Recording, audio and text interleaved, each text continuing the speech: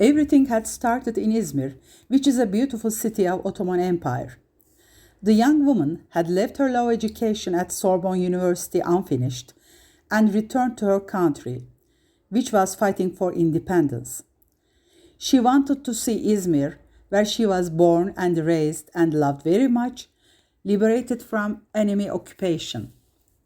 Like other young girls in her country, Latife admired Atatürk, the hero of the War of Independence, and wore a picture of her hero that she had cut out of a newspaper in a medallion around her neck.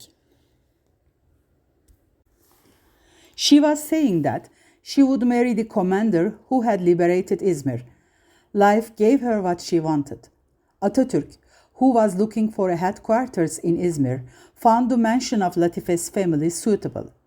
Latife welcomed her hero on the steps of her house on September 14, 1922. Latife said, "Pasha, welcome to our home. You have honored me. Let me kiss your hand."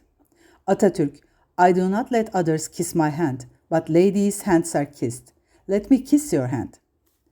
Latife described that moment as, "I could see a golden halo and a pair of deep blue eyes." The Pasha said to her, "Your home is very beautiful, Latife Hanım. I thank you for providing me with a beautiful headquarters." Mustafa Kemal Pasha, Atatürk, stayed in the mansion from September 14 to September 29.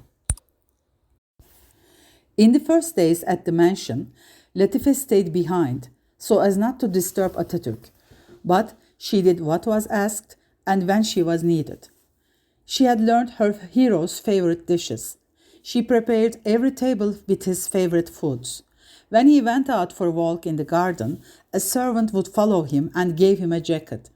And when it got cold, the window of his room was closed. As soon as Latife woke up, she would review the World and Istanbul press, translate, take notes, and then take her hero's morning coffee.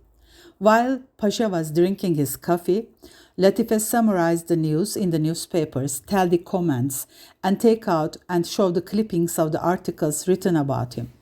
The Pasha quickly got used to this and became addicted to her service. Diplomatic talks had begun, and therefore a serious translator was needed. Latife, who knew several languages, including French, English, German, Italian, Arabic, Persian, and Greek, acted as a translator between the journalists who came to the meeting and Atatürk, took his notes and helped him. Latife became one of his aides as a translator and secretary.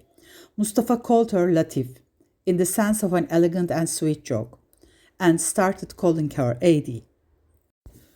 The 15 days that Pasha stayed at the mansion passed like a dream for Latife. However, Pasha had to return to Ankara. Latife said, "You are leaving. I'm used to you, Pasha. Please let me come to Ankara." Atatürk said, "No, stay here and wait." When Latife said, "Then I will write you a letter. If you answer, you will revive your Latif." Atatürk replied, "No letter. A telegram is enough." Pasha, who was trying to establish a new country, had no time to write letters. As he was leaving, he said, "You gave me peace in your home. Thank you."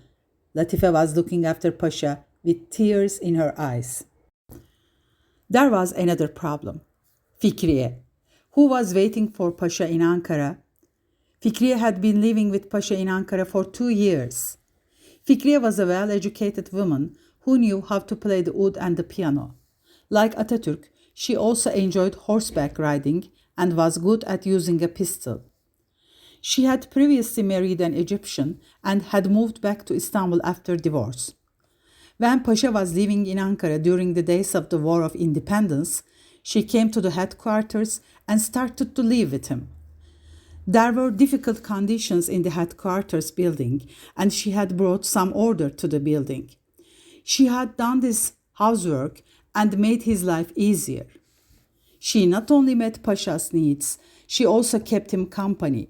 Pasha would take Fikriye with him for walks, especially in the morning, and return from these walks feeling very light.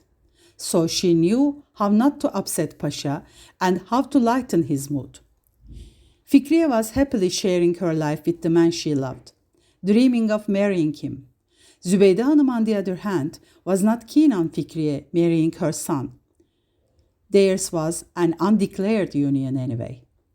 Moreover, Fikriye was not in good health and was struggling with tuberculosis. Atatürk had found a formula suitable for the situation when he returned from Izmir to Ankara. Fikriye was going to go to the sanatorium arranged in Munich for treatment. And in October 1922, Atatürk sent her to Munich. After returning to Ankara, Atatürk frequently spoke of Latife to his friends. What a polite girl she was, and how knowledgeable she was. She would make summaries from foreign newspapers and separate the important from the unimportant with such care that no one had ever achieved this to this extent. She was patriotic, brave, and would do anything for her country, and so much more. Atatürk said to his friends, "I don't want to marry just to get married. In order to create a new family life model for our country, first I must be an example myself. Our society, with its current structure, has 50% efficiency because women do not take part in production. It is necessary to provide women with equal rights with men and ensure that they participate in production. We will be the pioneers of society in these matters. If our own wife does not work somewhere and does not participate in production, it would be unfair to ask someone else's wife to work and participate in production. That's why I will get married. Whatever I want a citizen to do, I will do it first. My wife will do it," he said. When Atatürk came to Izmir, he wanted to speed up the marriage process as soon as possible. Latife's father, Muammer Bey, did not want to approve the marriage. He said, "My daughter, you will not go to a house, but to the headquarters. There can be no house on top of the headquarters." He knelt down in front of her and said, "If you cannot say no, blame it on me. Say that my father does not want it." When Latife said, "I love him very much, I want to get married," her father had to accept it. In Latife's house, Atatürk said to Latife, "We are getting married immediately." Latife said, "Oh Pasha, how is that possible? How can we get married right away?" "Give me some time." Atatürk said, "No permission. An order is an order. Get ready." Latife was pleading, "We should invite at least 1 or 2 relatives to the wedding." Atatürk teased Latife's family, who were watching what was going on. "You have a very headstrong daughter. She does not listen to my orders." Then he said, "Come on, give you 2 days off." Atatürk had jokingly called Latife headstrong, and when they got married, he would understand that this assessment was correct.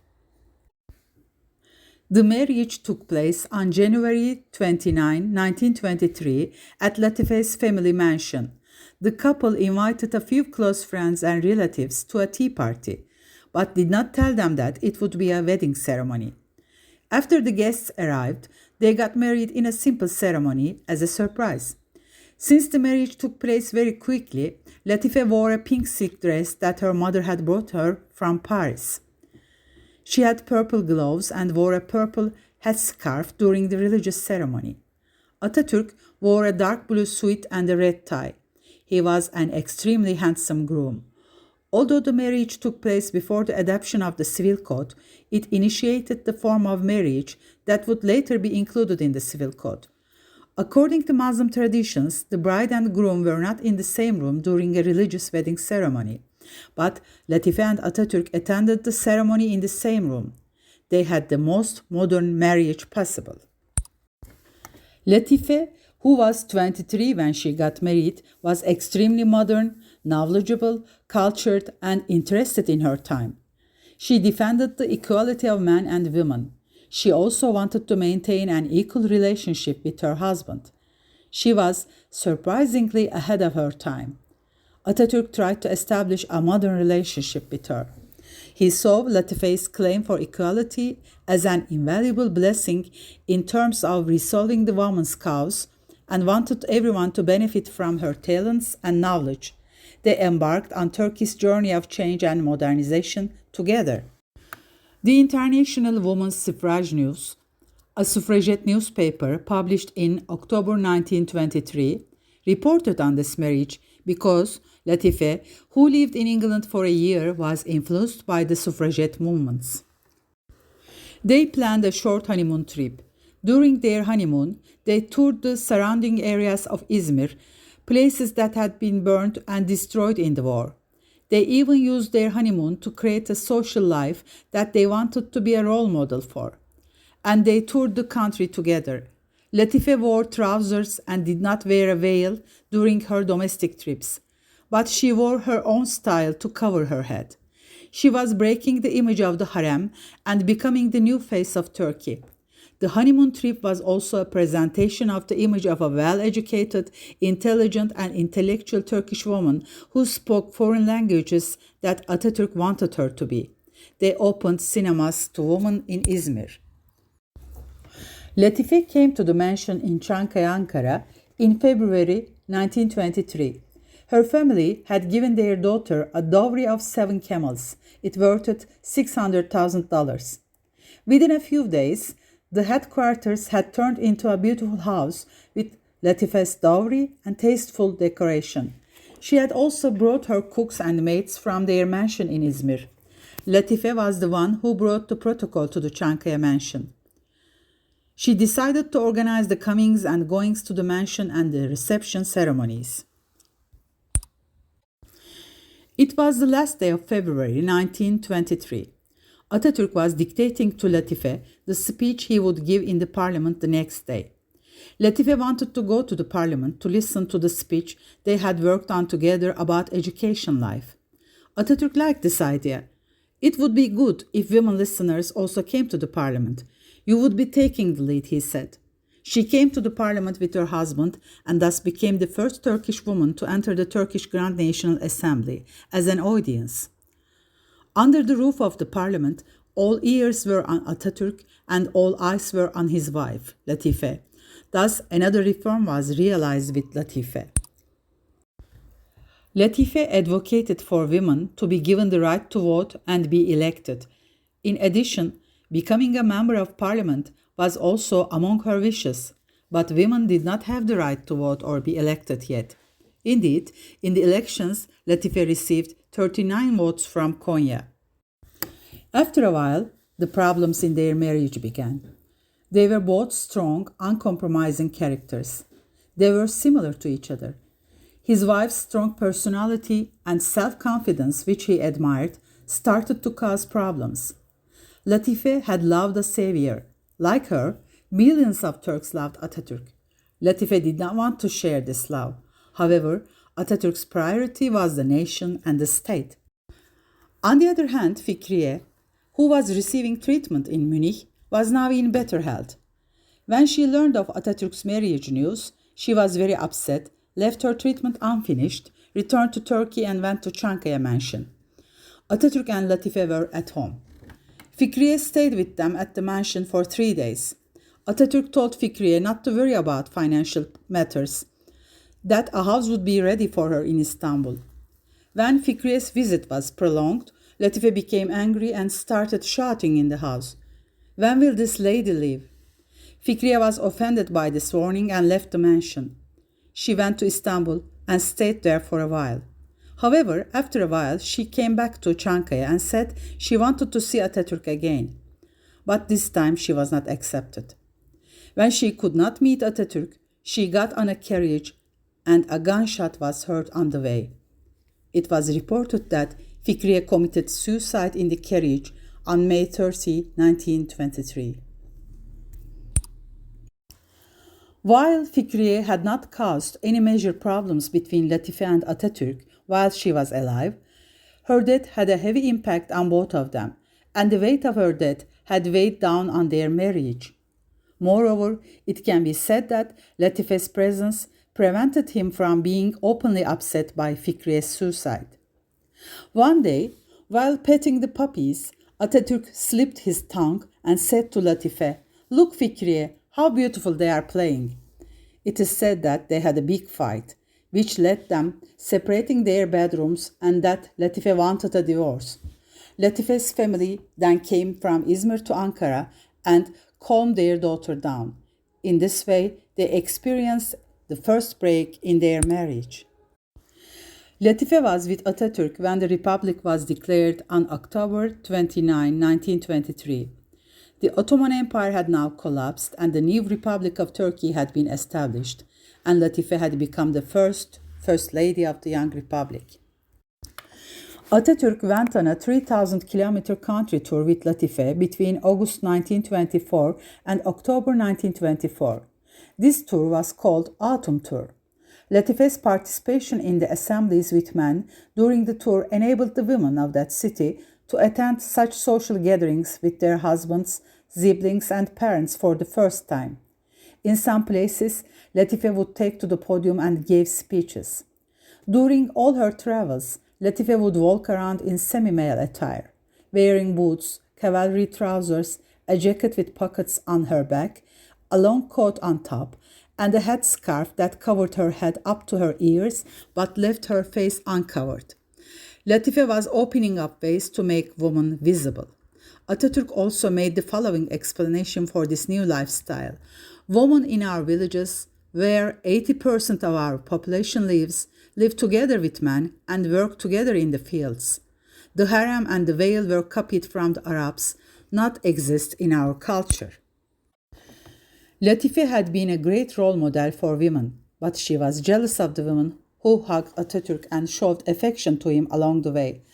When Atatürk complimented the army's commander wife during a dinner, Latife became very jealous and a huge fight broke out in their room. This was the second major break in their marriage. Latife did not want her husband's dinner meetings to last until the morning. She was worried about her husband's health. Atatürk's table was more of a table of culture and ideas than food and drink. The topics discussed at the table ranged from politics to literature, history to language, sociology to philosophy, archaeology to agriculture. Moreover, Atatürk had repeatedly told her that dinner tables were the place where political events matured. The last incident that tried Atatürk's patience took place in the garden of the mansion. Atatürk went out to the garden at midnight and started chatting with the soldiers on duty. At this time, Latife went out to the balcony and called out to her husband, "Aren't you chatting with your friends enough? Are you now chatting with your soldiers?" Atatürk got very angry and went inside, immediately called his aides and announced the decision to divorce. Latife and Atatürk's marriage lasted 2 years, 6 months, and 4 days. Atatürk sent the divorce document to Latife on August 5, 1925.